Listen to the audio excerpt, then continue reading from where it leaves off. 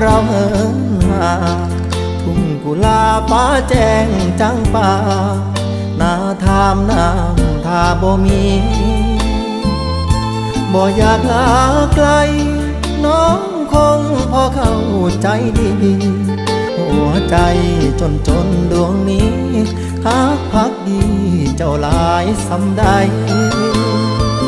อยู่ลาป่าไหน